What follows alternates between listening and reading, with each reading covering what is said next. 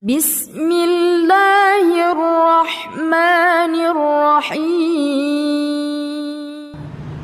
Nah, Assalamualaikum Ustaz. Hukum jenggot itu wajib atau sunnah?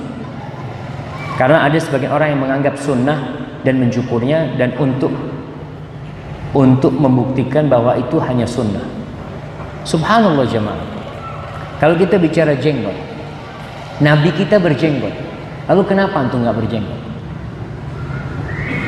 Kira-kira kalau antum ketemu sama Nabi SAW, Nabi nyuruh dan beliau berjenggot. Abu Bakar berjenggot, Umar berjenggot. Ustaz, mereka kan orang Arab. Subhanallah. Sebagian orang Arab itu nggak keluar jenggot. Sahabat Nabi itu ada yang tidak keluar jenggotnya, ada.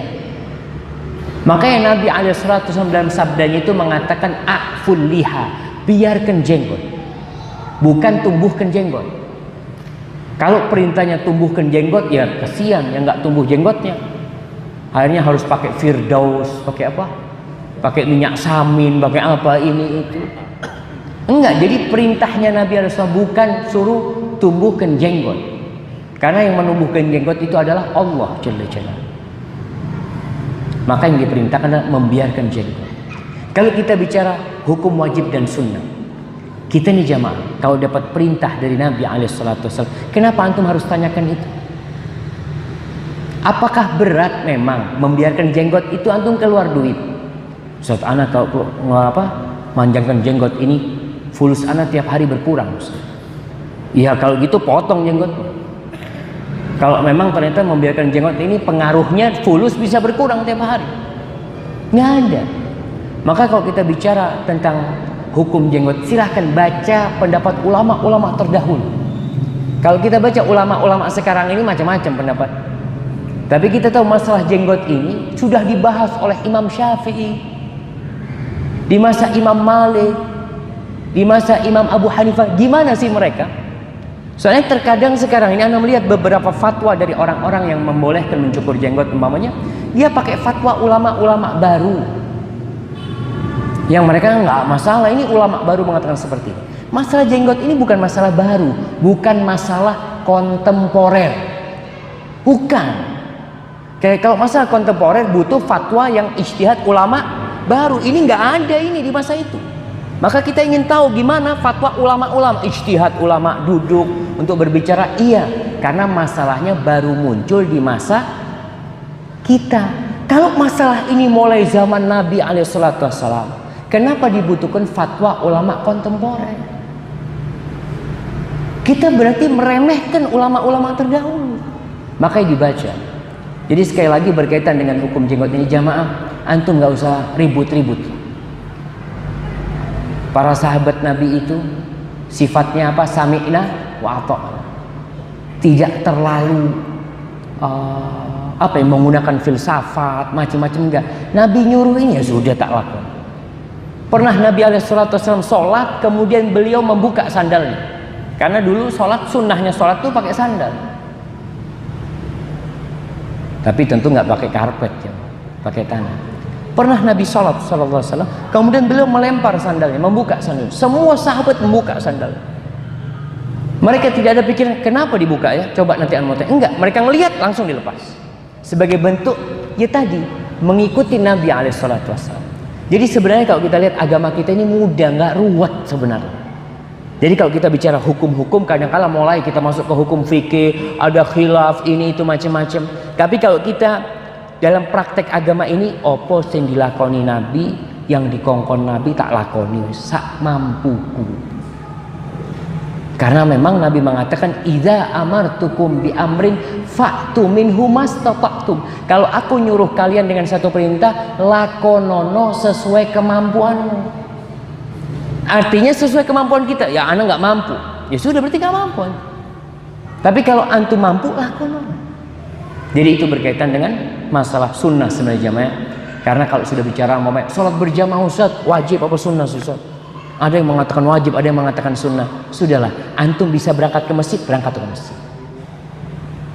Antum dapat pahala. Selesai, antum terlepas dari perdebatan yang terjadi. Masalah jenggot, anak tanya, antum kalau biarkan jenggot dapat pahala enggak? Ya yakin dapat pahala. Ya sudah, antum amalkan hal itu. Kenapa harus ditinggalkan? Sebagian mengatakan enggak, ana mencukur supaya orang tahu sunnah. Apakah Nabi SAW mencukurnya?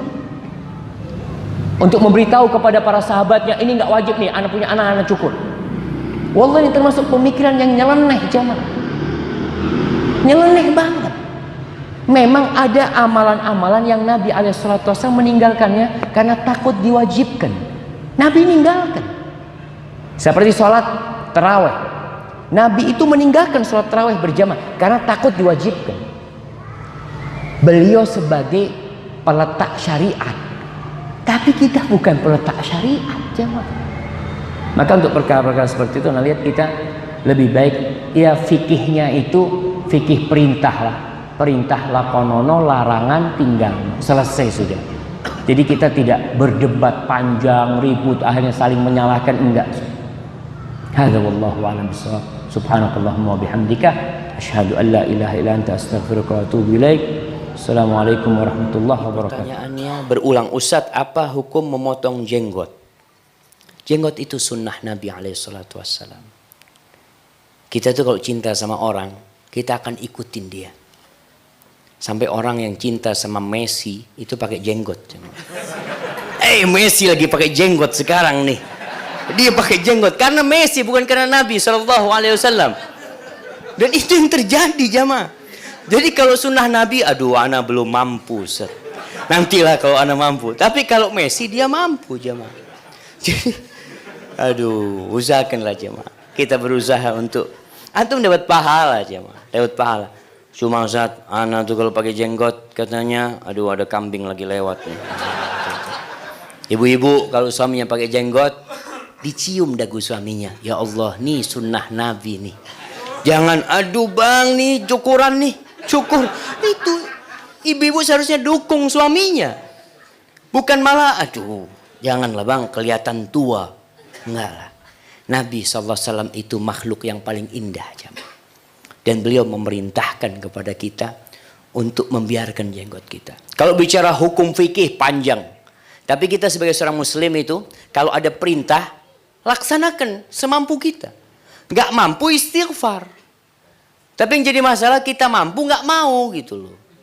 Kalau disuruh sudah laksanakan perintah Nabi SAW. A'ful liha kata Nabi SAW.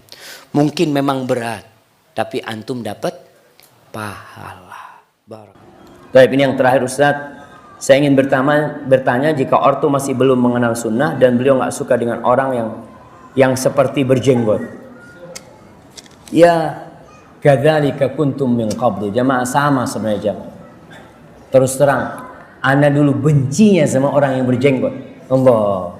Kita waktu di pesantren ada ustaz kita berjenggot. Ada satu ustaz kita. Ya, semoga Allah mengampuni dosa-dosa kita karena kejahilan. Itu ustaz suatu hari melanjutkan sekolah. Kita seneng mahasiswa ini, siswa-siswa ini. Karena dia ustaz yang tegas dan keras. Ketika dia balik, kita bikin kata sambutan.